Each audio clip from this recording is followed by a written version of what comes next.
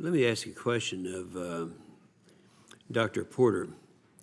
I alluded to this. You know, when we are out talking to the American people, there is this assumption that the United States has the best of everything.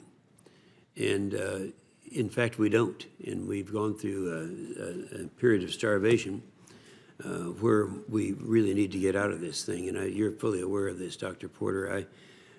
In such areas as hypersonic, we're actually behind China and Russia at this time. In the areas of artillery, and normally artillery is measured with rapid fire and range, and both China and Russia are ahead of us in that area. The nuclear triad, we haven't done any modernization in a long period of time, while they have. So, you know, when you look at these things, how do you view these things in terms of what you want to do to make sure that we get back in the position that the American people think we're in right now? So, Senator, I think you've highlighted very succinctly the fundamental frustration that a lot of us share. It's why I appear before you today, hopefully to help to contribute to solutions to this. I believe, actually, as I said in my opening remarks, we do have a tremendous amount of talent throughout our enterprise. Our universities are world-class, as we all know. Our DoD laboratories and national laboratories more broadly, including the DOE, fantastic. It's a question of how do you focus that energy and that talent and create a sense of urgency that I believe we've lost.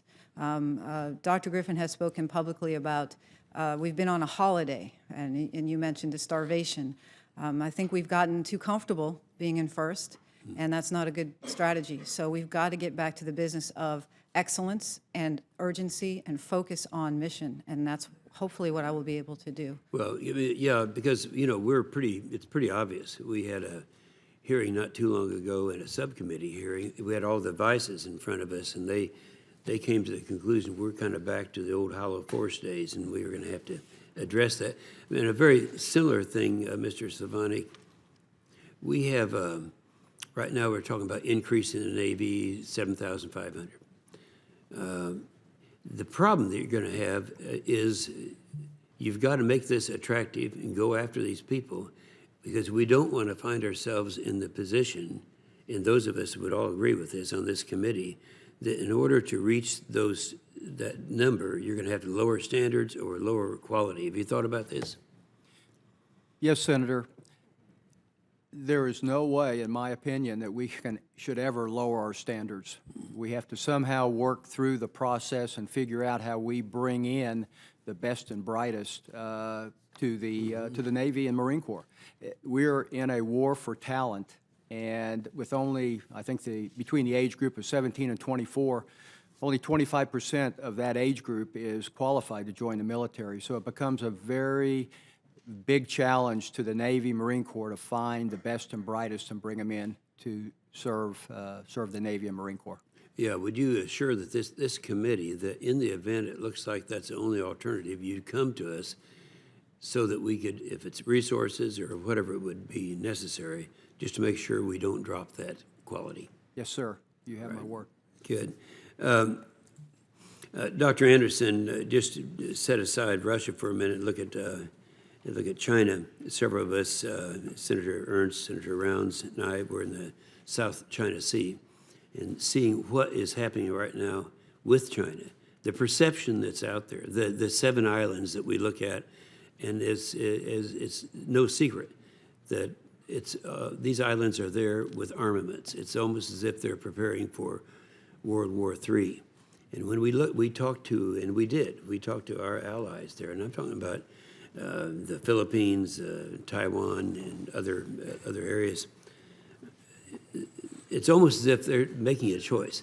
If World War III comes, which side are we going to be on? Are you really sensitive to the perception that's out there of what China is doing, whether or not that is accurate? Senator, I think the Chinese militarization of the islands that you referenced in the China Sea is very concerning. Absolutely, you know, they are, according to press reports, installing anti-ship missiles and anti-aircraft weapons on several of those islands.